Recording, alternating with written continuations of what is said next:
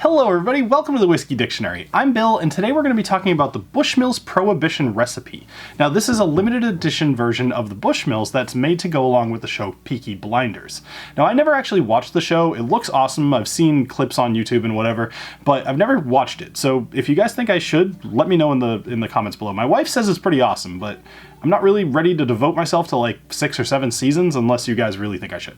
Alright, anyway, I thought this would be an awesome one to do for Irish Whiskey Month, because not only is it Bushmills, which is just one of the oldest Irish whiskey distilleries in the world, actually if not the oldest, depends on what you believe, but in the case of this it also has the tie-in to the show, and it seemed like either it's a cash grab or a really awesome whiskey to do for Irish Whiskey Month. So let's get into it.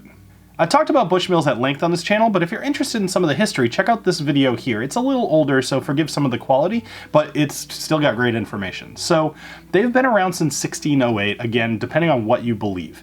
But either way, they've been around for like 400 years, so you kind of have to give them some credit.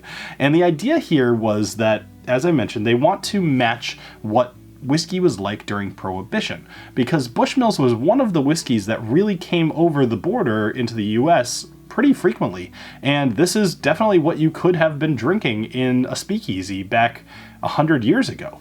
At least that's what they were going for, and you know, I have no reason to really argue. All I want to do is drink the whiskey and see if it's any good. So let's actually get into this. Now, one thing that's cool is that they increased the ABV here up to 46%, and they aged it exclusively in bourbon barrels, which all of that makes perfect sense for the time and the history. It's a blended Irish whiskey made of both malt and grain whiskeys. It's non-chill filtered, which makes perfect sense for the time frame, and it's about $35. So everything about this kind of fits the bill. Let's see how it smells. Not like Bushmills. Actually, interestingly enough, this has kind of a ripe banana note. Almost think of like you were about to go make some banana bread with some of those, like, you know, your bananas have turned and now you're gonna make banana bread. That's how it smells. Even including like some of the cinnamon that you would have on that situation. Interesting. Some honey, a little bit of vanilla. I wouldn't say the honey or the vanilla are very prominent. It's mostly banana and cinnamon for me. This is an interesting one. It's fairly light. The alcohol is not burning whatsoever. Even at 46%, you're not really picking up the alcohol on this. It smells good. Let's go ahead and have a sip. But before I do, tell me, what's your favorite Bushmills? Which one do you really like? Because I can already tell from the smell this is not going to taste like any of them. So, cheers.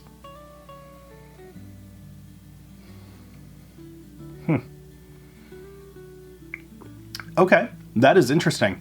Very unlike Bushmills.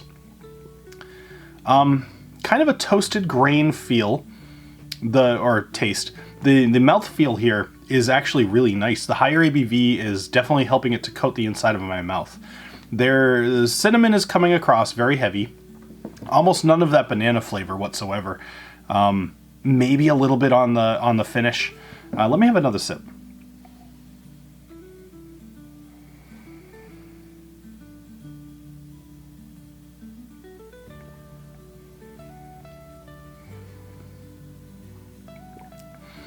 Brown sugar. It's not quite creamy, but it's almost there. Interesting. Yeah, it's almost like if it was a little less ABV, it might be a little creamy, which feels backwards. Overall though, this is pretty good. It definitely tastes like an Irish whiskey. It's no doubt about it. It has almost metallic taste to it. It's pretty tasty. It's not delicious, and it's definitely a little bit more aggressive than you might expect, but at the price point and the fact that Bushmills kind of did something a little different, and with the intent, like if I drink this, it does make me think that this is a less refined version that you probably would have gotten way back then. Like, people just wanted to have alcohol or just whiskey or whatever. They weren't like aficionados, you know what I mean? They weren't connoisseurs of whiskey. They were having whatever was available to them. It was a little bit dirty, and that's kind of what this is, and I like it for that. I think this is a good representation of what they were trying to do. As far as my rating though, I'm on the fence between a try it and a buy it. I think I'm gonna land on try it. It's not bad in any way. I just don't know that this is anything better than a gimmick. That being said, if you bought it, I think you'll enjoy it. I just don't know if it's worth it over something else. So Anyway, that would be my thing here. I think I'm going to land on try it. All right. Thank you very much for joining me here on the Whiskey Dictionary. Make sure that you guys join me on my live stream on the 16th, March 16th. It's going to be my 10-year anniversary. So I hope to see you there, and we'll talk soon. Cheers.